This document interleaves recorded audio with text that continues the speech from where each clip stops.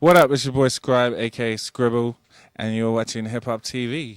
Keep it locked. It's been a while coming, but finally Hip Hop TV gets to speak to one of New Zealand's finest rappers, Scribe. How you doing? Very good, thank you. Thank you for having me.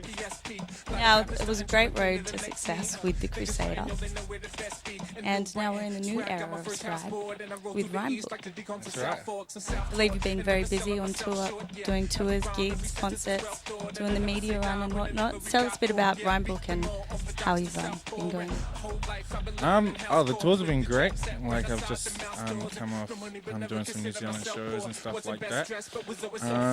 And I'm just kind of excited to have another album out. It's been a long time coming, like you said, for like 5 years or something. But, you know, it's been a natural kind of journey to make this album because I didn't want to, like, I had a lot of pressure to get in the studio and make it straight after The Crusader, but I kind of worked The Crusader so much, I really needed to take a break from just music and kind of just get back to being a fan of music and hang with my friends and doing things that I used to do, because, you know, it's a crazy world being in the music industry, but one that I love, you know, I really love being a part of this business, but I kind of just needed to be me again, so that's kind of why it took so long, and now I'm here with a new album and new producers that I've been working with, and it feels good.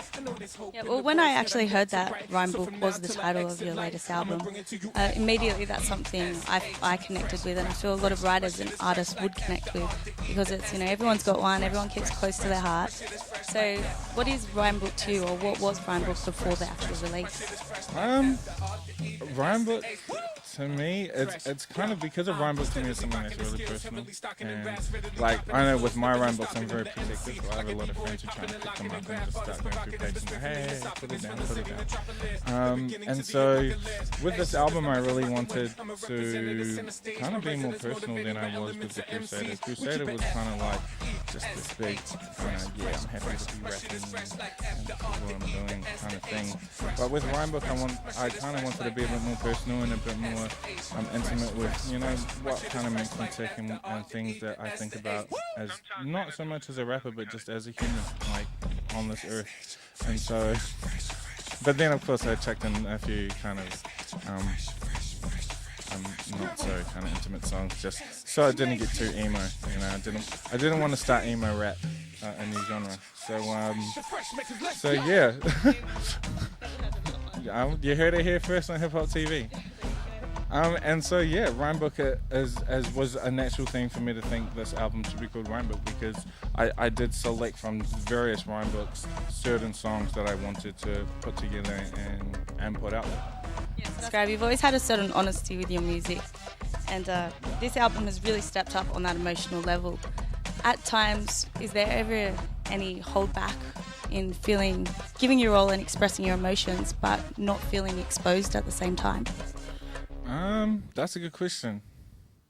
I suppose you have to give a little bit away. You know, you can't kind of keep it all, you know, kept inside. So, you know, I do put a lot of my personal kind of beliefs and thoughts in there.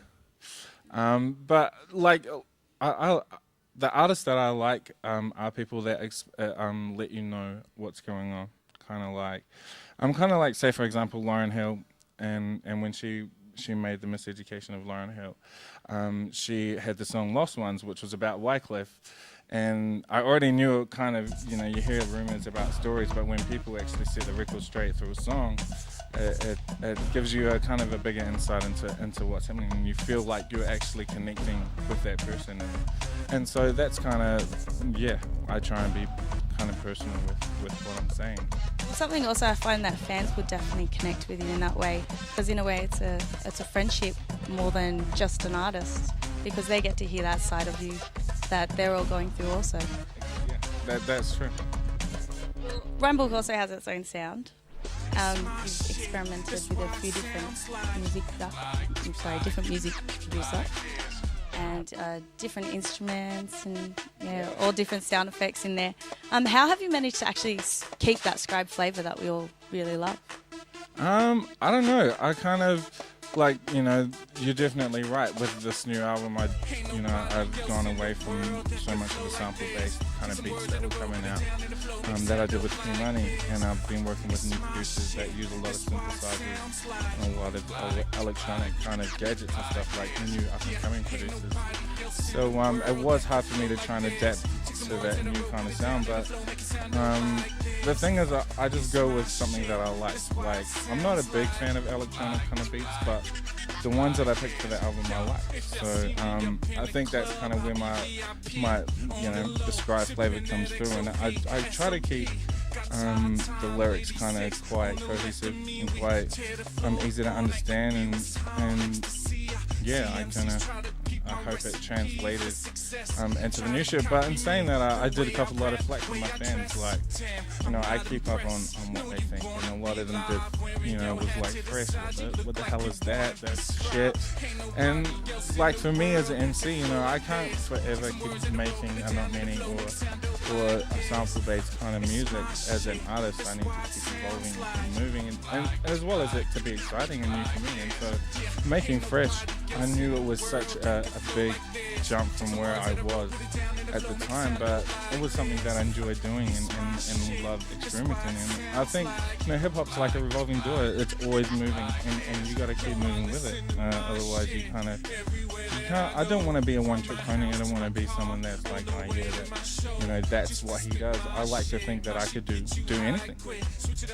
Well, you also mentioned that it is so hard to get so much that you do stick to basic lines. But how is it that you get so much of a story into just 3 verses? I don't know.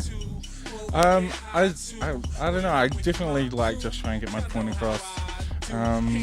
But yeah, I don't really know how I do it. So, well, music has always been your passion, but I believe there's someone else that always continues to inspire, which is a little someone at home.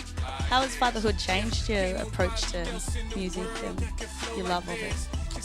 It's kind of had to take a little back seat, you know. Like, music has always been my baby. Music's always been like my girlfriend and being there for me. And so having a baby, especially a little girl, kind of changed me in so many different ways, because when you have, it's like the Matrix. Seriously, you have to have a baby to know what I'm talking about, and when you do, there's no going back. You know, it's whatever. So it definitely opens your eyes to a lot of things. A lot of things that I was doing at the time, I realized weren't very important when I had my baby girl. And I used to kind of look at women in a certain way, not in a bad way, but you know, in kind of a certain way, until I had my daughter, and then I felt like I understood women a bit more, and felt like, you know, I always felt like I was on the other side of the fence. So I have a lot more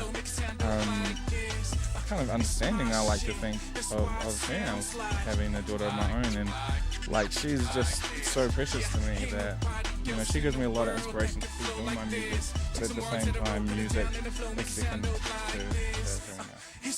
Tell us about your track with Twitchl, how that come about, and the tour. Well, I've always been a big fan of Talib since, you know, way back, Black Star, Lyricist Lounge, even